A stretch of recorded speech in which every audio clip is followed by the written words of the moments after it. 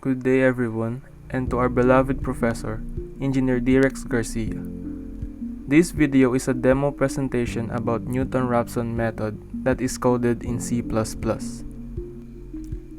Raphson is a root-finding iterative method that gives you successively better approximations of the roots of zero of a said function. It uses the idea that a continuous and differentiable function can be approximated by a straight line tangent to it.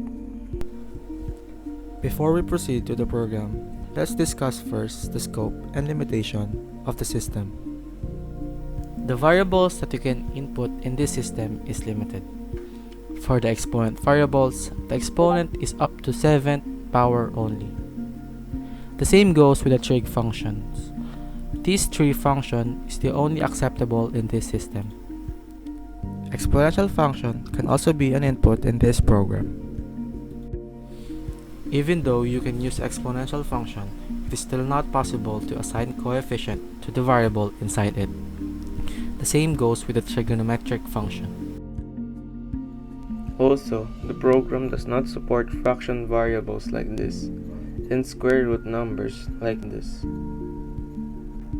Speaking of fractions, entering a fractions in the coefficient does not work.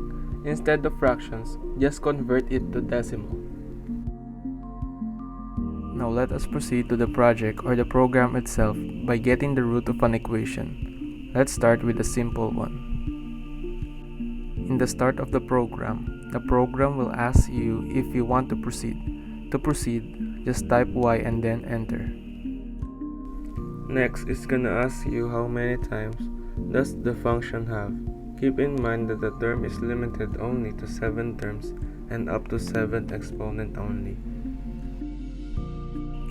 Now it's gonna prompt you to type the coefficients of the function. For the signs, if it's positive, just leave it be. If it's negative, just put negative sign alongside with the coefficient and separate every term with a space. Note, you need to match the sequence that you use here later when you are going to input your variables. Next are the variables. In here, you don't need to put the signs anymore. Just arrange them according to the sequence that you input in the coefficient. Now the system will prompt you for the derivative of the function. Like earlier, you just need to enter the values of the derived function just like what you did earlier. Then enter a point or your xn. Then enter. To proceed, just type y and enter. And there you go, the root of your function. Let's try more examples to test its capabilities.